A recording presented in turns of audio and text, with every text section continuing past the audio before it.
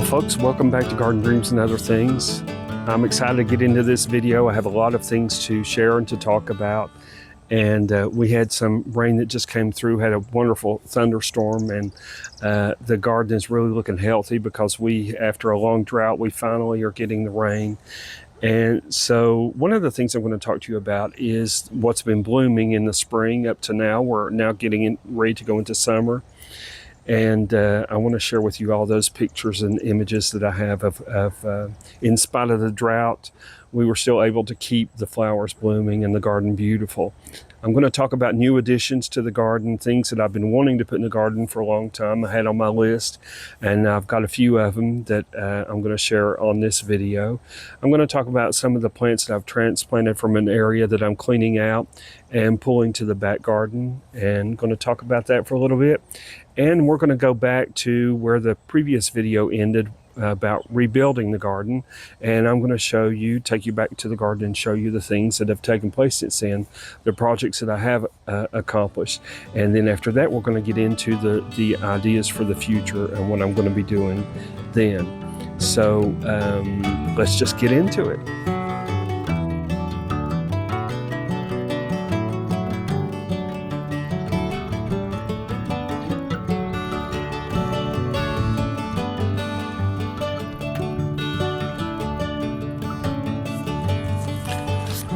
So let's talk about what's blooming in the garden. I had to make a list because there were so many things I didn't want to forget anything. So the first thing I want to talk about is the rhododendron that I had gotten earlier in the spring. I did a video about it, and it was one to replace the one that Mom had there that had gotten sick and died. And I didn't expect it to bloom this year, but it bloomed with a lot of blooms. It was actually beautiful, and I have about 3 inches of growth on the bush, so that's a really good sign that it's in the right place where it needs to be, and it's going to be good for years to come. So I'm excited to see that. The second thing was the California poppies, and they never disappoint. And even in spite of the drought, they're absolutely beautiful, and they always fill in the empty spaces in that early spring when there's not a lot of growth going on. And I love to see that. And the color is just such a vibrant orange against the green of the garden. And in addition to the California poppies, someone gave me a packet of seeds for a different kind of poppies. So I decided to put that in an area that's dedicated to a little wildflower garden area, about 6 to 8 feet in diameter. And I planted those seeds around the perimeter of that area. And it took a while for them to come up. I wasn't even sure if they would do it, if they would work well for this area, but eventually they did. Now they look totally different from the California poppies, and they bloom.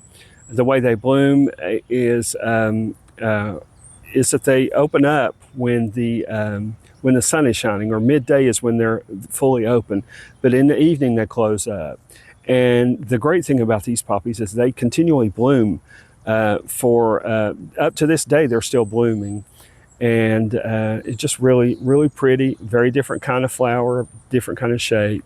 And I'm hoping that next year they'll come back. I'm excited to see that addition to the garden. The other thing is the flame azaleas. Actually, you could see some of the damage from the drought. They did okay this year. And in fact, when I went up to see the rhododendrons on the mountain this year, the drought, I could see, had affected the blooms there. And it's kind of sad to see that. But the flame azaleas, they're very, what's the word? Resilient and tough. So they'll bounce back. And I'm going to be dividing, I have 3 of them. I'm going to be moving them to different areas of the garden to get a better separation of color of that orange that happens every spring throughout the garden. Primrose is something that Mom put in the garden, and Mom always liked to take seeds and just scatter them in the garden. Primrose was one of those things that she would do, and so that every year they come up and they fill in all the empty spaces in your garden, and then you get that beautiful yellow bloom. And I didn't understand the value of that till I started managing the garden, and it really just takes a lot of the work off of your hands, because where those plants are, weeds can't grow. And it just really gives you that beautiful yellow throughout the garden. And then if it becomes too much, if it starts growing within your plants, it's easy just to pull out the individual ones. It's not going to affect the grouping of primrose. And so you're able to go through and put the primrose exactly where you want it to be just by weeding out the ones that you don't want. And they come back every year. Absolutely beautiful. And it reminds me of Mom every time I see them. The irises were really beautiful this year. I have a great variety and selection that in the garden. And in spite of the drought, they did really beautiful. I was so happy to see all those different colors. I can't wait to add more and more and more to the garden. I did have a present in that I was doing some gardening for a lady here in the neighborhood, and she had a whole bunch, and she told me that she didn't want 50% of the irises that she had in her garden. So I grabbed up the rest. I thinned out what she had and took it home. And of course, it went into my garden. And then I was also able to share it with some neighbors and friends. And so I'm looking forward to see those blooms come up next year in the garden. The daylilies did pretty good this year, and they always, I can always count on them for the orange and the yellow and the red color to the garden. And they were pretty healthy this year. And I want to find some other varieties of colors and designs to go in the garden. I have this one here that I love. I'm hoping that it will grow enough so that I can divide it, or if I can order some more, I would like to just have a whole area full of this color. It's one of my favorites. The Rose of Sharon is like this, or hibiscus is what some people call it. But this was a gift from my niece. She gave it to me about 2 years ago. And this year, in spite of the drought, did beautiful, has a whole bunch of blooms on it. This is my favorite color of flower. And the bumblebees love this. And they will just get in there in where the, I don't know what you call the stuff in there, the pollen, and to where they completely cover their bodies in it. And I wonder on earth how they fly with all that on top of them. But they absolutely love this. And I love this in my garden. I love this color. And I'm thankful to my niece for giving that to me. I have the white also, the white Rose of Sharon or hibiscus, whatever you call it. That is, they're very resilient and they can take a lot. They did actually really well in spite of the drought. And I have two of them. And so I have the purple and I have the white that has that extra variation of color in the garden. And then finally, the hydrangea is starting to bloom now. And I only have 2 or 3, and it's not enough. I really need to add a lot more. So I can't wait to when fall comes, because that's when I'm going to be planting more hydrangeas. I've got areas in the lawn that I just want to fill completely full of hydrangeas, and because it adds such texture to the garden, and then that beautiful big white bloom is just amazingly beautiful in the garden. So those are all the things that's been blooming in the garden, and can't wait to see how next year's going to be as I keep adding more and more stuff to the garden.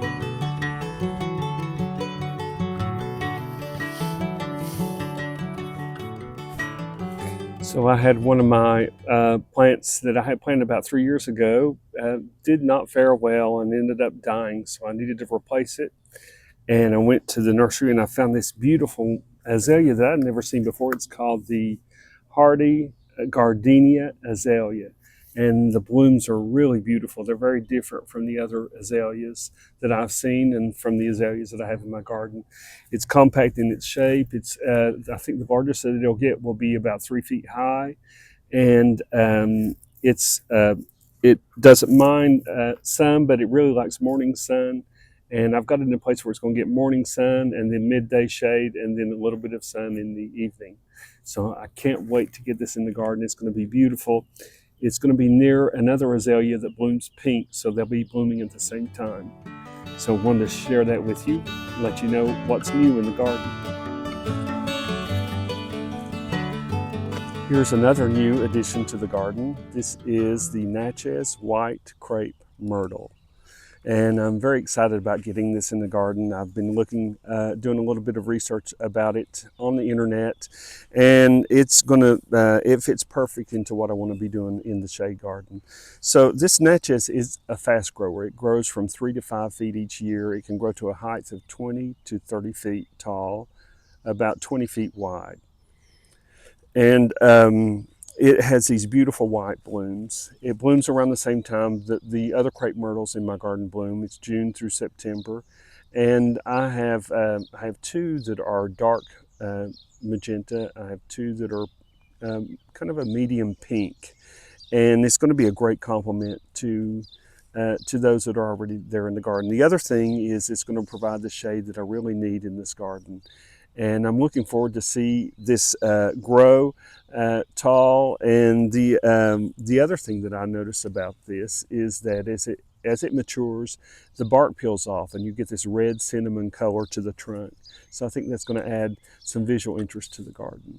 So I can't wait to see this thing 2 or 3 years down the road when it is big and tall and beautiful. So this is the time of year in spring when I like to go through the garden and take a look at where everything is and assess what needs to be divided and transplanted into other areas of the garden. And I've started in this section, which was pretty compact. Like you see, all this had grown up over the years and have filled in all the areas and was kind of choking out some of the other plants that were trying to come through. So what I like to do during this time of the year is to go through and see which plants need to be divided. And I work with my daylilies and a couple of other plants that are pretty easy to divide and do well at this time of the year. I can cut them in half. This is one of them that is really easy to transplant. It gives me a small little golden yellow bloom. It's a daylily. And then I also look at other trees. This is the crepe myrtle that I had shown you earlier. I've got it set where I want it to be. And then I have this other tree that it's a rose of Sharon. It's a purple rose of Sharon. I call it a rose of Sharon, but I think it's a hibiscus. So I'm seeing now that it's not really doing well in that location, and everything is around it is just kind of choking it out. So I'm going to dig it up and put it in a different location. And I love this time of the year because it really gives me that opportunity to rearrange things in the garden and give everything space to grow and to enjoy where it's planted.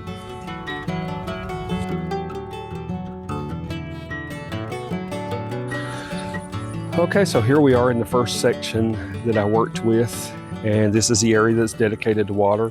If you've seen the earlier video, you know that I had initially had plans to do a pond here about 2 feet deep and in this diameter. But when I began clearing this out, then someone offered me this bird bath.